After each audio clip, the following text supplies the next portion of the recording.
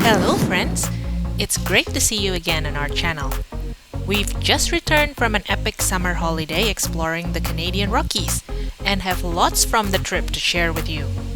We hiked towering peaks, paddled pristine waters, and lost count of the breathtaking lakes we saw. In this video, we share our 2 weeks itinerary, which covers all the highlights of this beautiful place and serves as a great reference to plan your own perfect holiday, if we do say so ourselves. Our journey began in Saskatoon. We drove our car west, traversing 600 kilometers of vast prairie before arriving in Calgary. After spending a few days in the city, the mountains were calling. We started the journey with Waterton National Park, a hidden gem nestled in the southern tip of Alberta, right on the border with the US. From Waterton, a long drive brought us deep into the Canadian Rockies and the legendary Banff National Park. We set up our base camp in the charming towns of Canmore, Banff, and Lake Louise. Next, we journeyed along the magnificent Icefield Parkway, one of the world's most scenic drives, into Jasper National Park. After 2 unforgettable weeks surrounded by this otherworldly beauty, it was time to turn back. We made our way to Edmonton before finally completing our epic 4,500-kilometer round trip back in Saskatoon. Ready to see what we did along the way? Let's dive into our itinerary, starting with our first city stop, Calgary.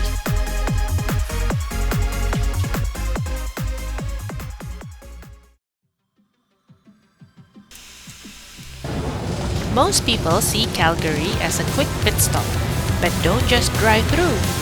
We enjoyed the vibrant downtown along Stephen Avenue, the charming streets of Kensington and Inglewood, and a simple stroll around the Bow River and Princess Island Park. For us, it was also a good place to shake off the jet lag for my dad and sister, who have flown halfway around the world.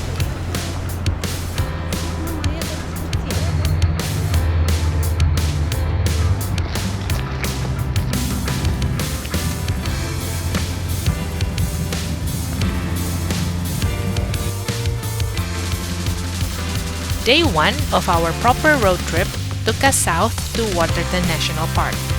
Along the way, there are a few worthwhile stops, such as the Okotoks Erratic and Head-Smashed-In Buffalo Jump. The Erratic is a geological wonder, a single boulder ripped from the mountains by a glacier and left alone in the middle of the prairie. It's a humbling reminder of nature's power. But the true must-see is the Head-Smashed-In Buffalo Jump, a UNESCO World Heritage Site. This place is a powerful record of how the indigenous peoples lived, sharing a deep relationship with the bison, one of the most important species of the plains. If you're interested in how the First Nations lived in harmony with their environment, this place is an essential stop.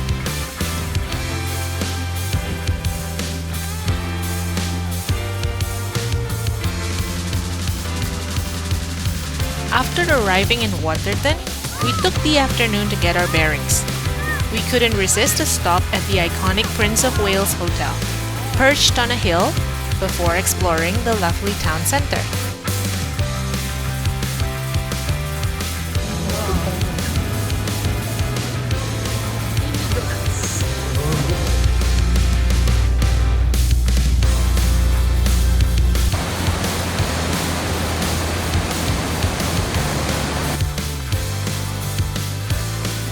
If you've got the energy, we highly recommend the short climb up Bear's Hump.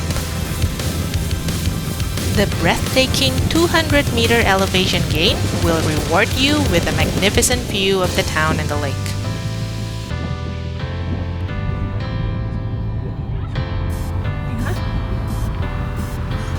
Day 2, we started the morning with a drive along the scenic Red Rock Parkway, which leads to the vibrant Red Rock Canyon.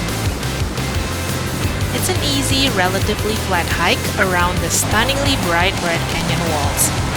From From there, it's just a short walk to the beautiful Blakiston Falls. After a quick lunch, we took another scenic drive along Akamina Parkway, which leads to the serene Moraine Lake, a perfect spot for an afternoon of peaceful water activities.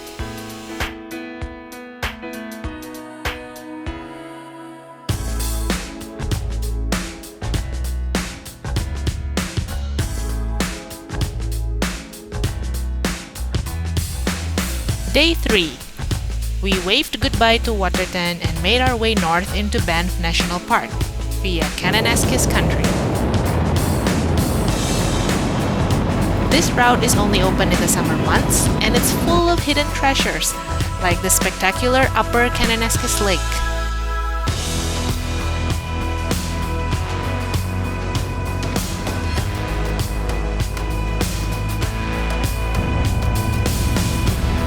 Keep your eyes peeled as you drive. The wildlife here is everywhere. We saw a moose and an elk, and you might even spot a majestic, if not elusive, grizzly bear. We made a quick stop at the Kananaskis village, a beautiful resort town, for a bite to eat.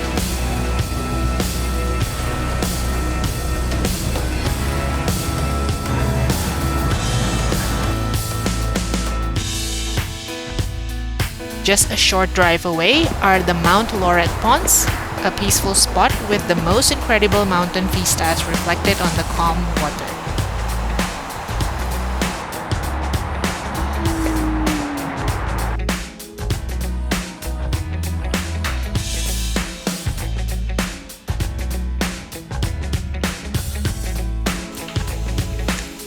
In the late afternoon, we finally reached Canmore, located just next door to the town of Banff. After the long drive, we took it easy for the rest of the day and enjoyed a beautiful sunset in the downtown area.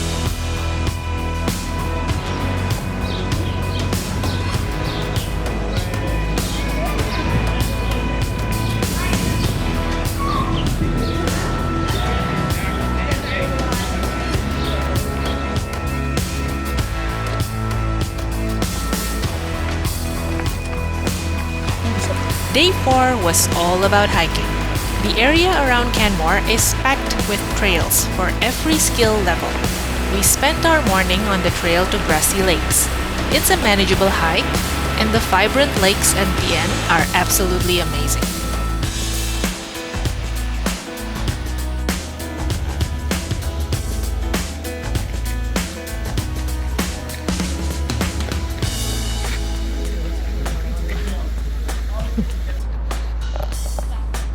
If you've got a bit of energy left, the flat trail along Policeman's Creek right in the middle of town offers a peaceful walk with beautiful views.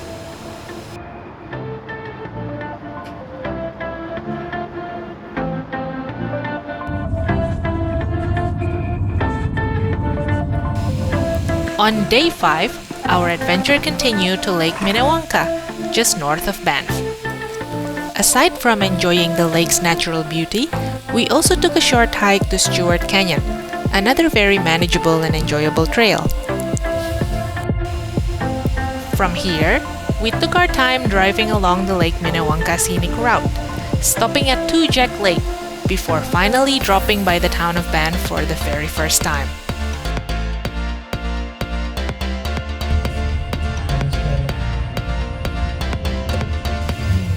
There's so much to do in Banff. We explored its lively downtown and then rode the gondola to the top of Sulphur Mountain. This is an absolute must-do. The panoramic view from the summit is just breathtaking.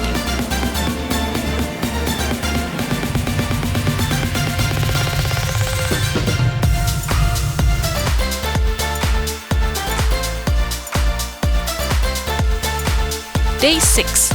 A morning walk along the Bow River Trail. In the afternoon, we headed to Johnston Canyon to avoid the crowds.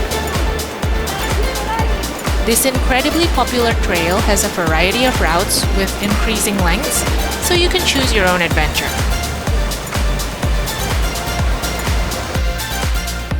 We were a weekend, and here you see us scaling the Tunnel Mountain.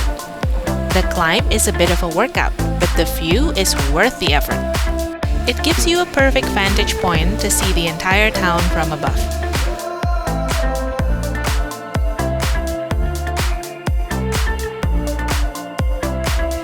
We took the afternoon to relax and visit some of Banff's most iconic landmarks, like the majestic Fairmont Hotel and the Cave and Basin National Historic Site, the official birthplace of Canada's national parks.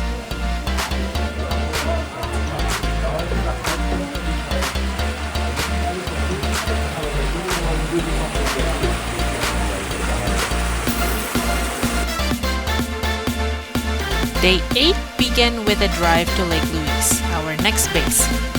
However, instead of stopping there, we spent the day exploring Yoho National Park, which is actually located in British Columbia. There are many things to see in this park, and we made a beeline for Takakau Falls, the tallest waterfall in the Canadian Rockies. A quick hike brings you right up close to its thundering power.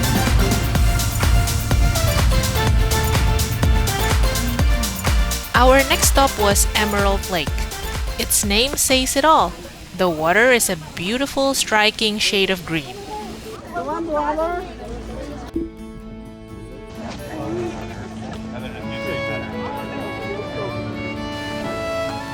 Day 9 had an early start, but you have to be here before 8 a.m. or the car park will be full. Lake Louise is considered by many to be one of the most beautiful lakes on Earth, and watching the sunrise here cemented that reputation for us. You could spend your entire day here, exploring the numerous viewpoints and hiking to Mirror Lake and Lake Agnes. This jaw-dropping place was undoubtedly one of the highlights of our trip.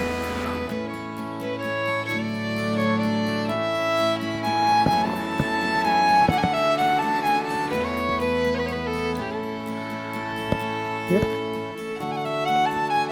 I do my best not to die. Whoa.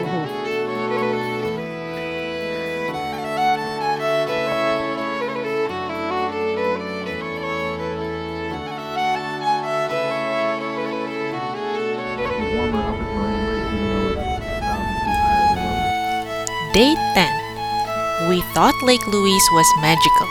Well, here comes Moraine Lake, another crown jewel of the Banff National Park.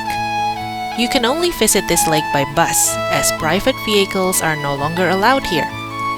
For me personally, this lake was even more dreamy and picturesque than Lake Louise, as it is nestled in the Valley of the Ten Peaks, which makes for a more dramatic backdrop.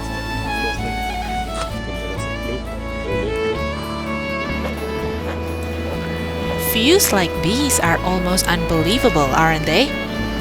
And these photos and videos don't even do them justice.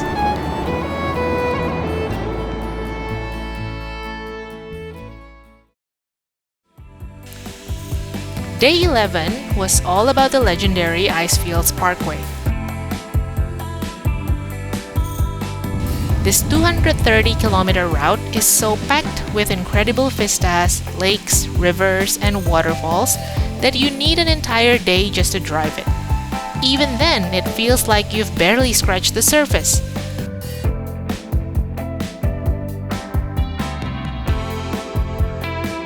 We were blown away by what we saw: Bow Lake, Pito Lake, Mistaya Canyon, and the must-see Columbia Icefield, the largest icefield in the Rockies. We also made sure to stop at the mighty Athabasca Falls, a place of powerful thundering currents.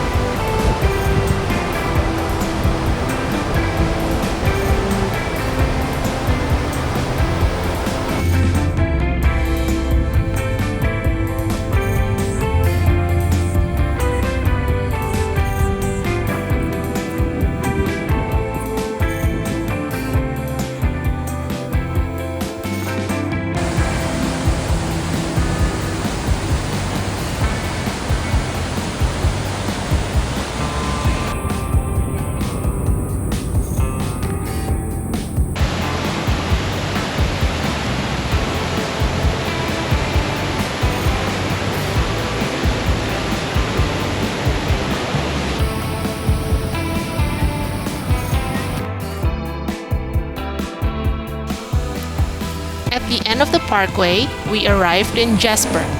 Just like Canmore and Banff, it's a charming little town with beautiful views no matter where you look. We stayed here for the next 3 nights.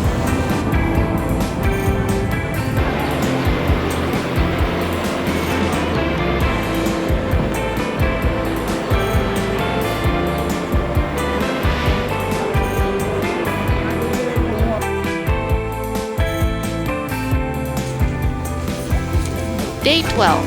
We embarked on the Maligne Lake cruise to visit Spirit Island, a truly sacred place for the indigenous peoples of the land. This beautiful lake is the longest and deepest glacier-fed lake in the Rockies.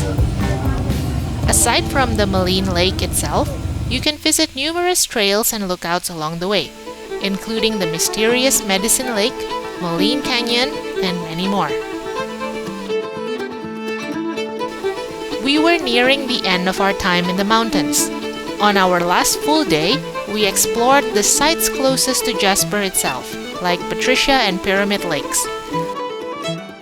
The latter is absolutely worth a visit, with an island you can walk to and explore.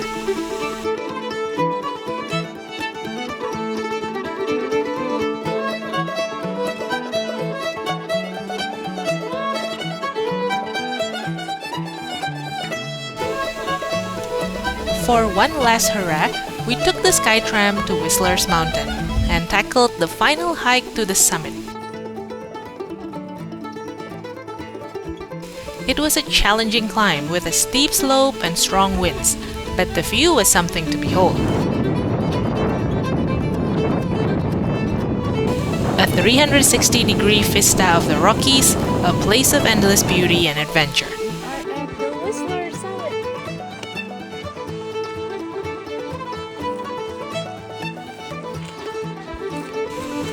So there it is, our itinerary for the Canadian Rockies.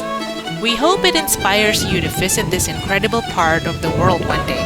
And if you do, maybe this will help you shape your own unforgettable adventure. Stay tuned because we'll be making more detailed videos on each of these amazing locations.